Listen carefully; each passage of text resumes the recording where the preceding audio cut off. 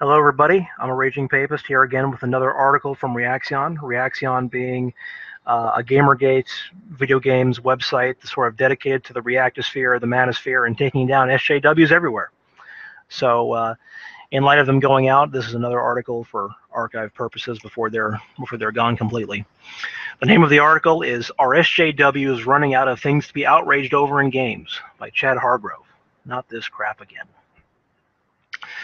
Deep in the fortress of Chatitude, I'm lounging around with the Chad computer when a strange blip appears on my chatter screen. Looking up from the Chad computer, I rush over to see what new SJW craziness has appeared. Apparently, Chico is quiet and the upcoming Metal Gear Solid 5 The Phantom Pain is a thing to be outraged over, apparently. Quote from Brianna Wu. Wu also stresses the importance of how severe these issues can actually be by pointing out that the grim cycle trans people often get caught in due to societal pressure and harassment. It's really, really important to get this right, Wu says. It's not often that you're faced with life or death through creative choices that you make. But let's just look at the facts here. Transgendered people have some of the highest suicide rates of anyone. The reason those rates are so high is because we have a society that continuously makes them the butt of the joke, abuses them, and makes fun of them. It's like you're constantly told that you don't matter. So let's say this theory comes true and Kojima puts another harmful narrative about this out there. It could literally cost lives. Fire up the old outrage machine. As with 99.99999% of things that come out of the SJW cesspit, I took to the internets to see what was really going on. Turns out that Chico equals quiet is over a year old. On top of this, it was thoroughly debunked by Konami right away. This certainly did not stop Vice from farting outside this wretched turd of an article about it, replete with the same pearl-clutching SJWs we all know and love. This being a Metal Gear Solid game, that's not saying anything, but still. Quiet being a transgender character is possibly the least weird and bizarre thing MGS has ever gotten up to.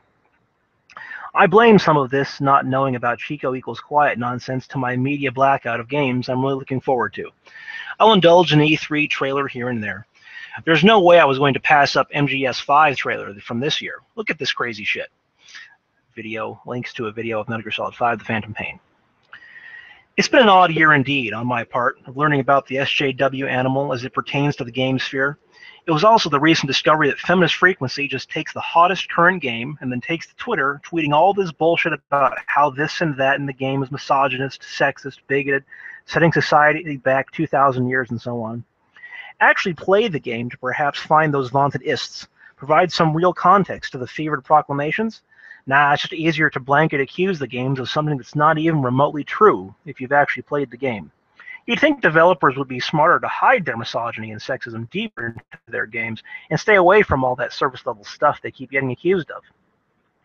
Topping this off with some of the worst baiting of gamers when it comes close to release to a new video or fee the Patreon coffers.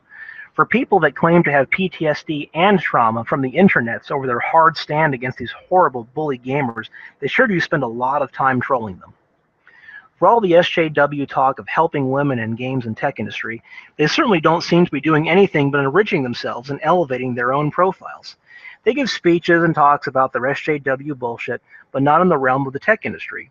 Instead, they headline things like InspireFest, HUDBoxCon, and Safe Space Expo, where they foster the enrichment of their own echo chamber and deepen a ridiculous fear in otherwise normal people that keeps them from actually participating in a nuanced discussion about actual problems in the games industry, one namely being the shitty journalism arm called the Games Press. It only goes to diminish the work of actual women in the tech world who have put their heads down and let their work speak for them. Not some soapbox-wielding, dysmorphic, rich, former white boy whose mommy and daddy gave them large amounts of money to pretend to be a game designer farting out esoteric experiences that no gamer can relate to. More often than not, they're just horrible games. SJWs in the gaming realm like to eschew the no true Scotsman argument that they aren't gamers. We're totally gamers, they whine. Look, we have created games, more like experiences, for you. But since you only crave blood, gore, and giant-tittied, tiny, wasty maidens, we have nothing for you. But if they were gamers, they would have realized the folly in trying to change the games industry. Nothing changes overnight in the games industry. I'm always struck by the hubris and arrogance that SJWs employ in trying to change something to their ideals. This is the rotten fruit that has grown from the seed of slacktivism that erupted in the early 2000s. It's no surprise that SJWs have had little effect on the games industry. Things take time, and SJWs aren't good at the long game. At the going rate, it won't be for a few years the true and just change that SJWs demand might find itself in a AAA game release. More than likely, everyone will just wait them out. Not to drag this graphic out again, but even their vaunted Year of Women was anything but. There's a chart saying a comparison between the number of games with playable characters at E3 2014 and E3 2015. In 2014, there was a total of 29 games. In 2015, a 19 total. Oops, someone got facts all up in your narrative. Again, gamers have proven time and time again it doesn't matter who's on the front of the box and in front of the camera. They don't want to be a character. They want to relate at least, but they demand great gameplay and a worthwhile investment of their money. Gaming is an expensive hobby, and gamers don't want to waste it trying to empathize or relate to something as a singular experience for the soul or some shit. Try another medium if you want to shovel that nonsense down someone's face hole. But going back over a year to dig up something ridiculously meaningless to be outraged over, give me a break. SJWs like to relate this idea that video games cause violence against women and foster this misogynistic, sexist asshole dude bro gamer that is trying to drive them away because they speak truth. But this is the same old song and dance, just with a new band leader. Gaming is no worse than any other great Satan of society that came before it. Movies and music both enjoyed their day of being the ultimate evil that was turning the youth into some sort of monster that was rebelling against the cherished norms of society. Gaming is no different. This was a reading of Our SJWs Running Out of Things to be Outraged Over in Games by Chad Hargrove. Now for myself. We can all say, you know, we all know that SJWs aren't, they're never going to stop being outraged over anything. This is what they do. This is their life's work. Their life is so hard that if you take away the outrage, they have nothing. And it's truly sad. It's truly sad because they don't know how to live a proper life. It's not like you or I or any normal person where their identity is a culmination of various things in their life. Like, take me. I'm a gamer. I'm Catholic. I'm reactionary. I like chess. I like tennis. There are many things that encapsulate who I am as a person. No single facet is emphasized at any point, really. Whereas you have an SJW who stake their entire being into a single facet of their identity.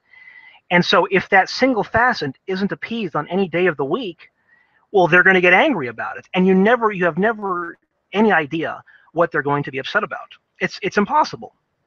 They put their sole focus in their gender identity or their political identity or just how they're feeling at that time of the month, for God's sake. It's absolutely ridiculous. They do it for money, they do it to make themselves feel better, and they do it to bring meaning to their very petty little lives so that they can go on these elaborate jihads to save the world. And when you save the world, you save yourself. So SJWs aren't going anywhere. The only thing we can do is combat them and live normal lives. And hopefully at some point we will get a breather from them. But anyway, those are my thoughts on will SJWs ever not be outraged about something? I think the answer is pretty clearly no. Anyway, thanks for joining, everybody. You all have yourself a good one. Take care. Bye-bye.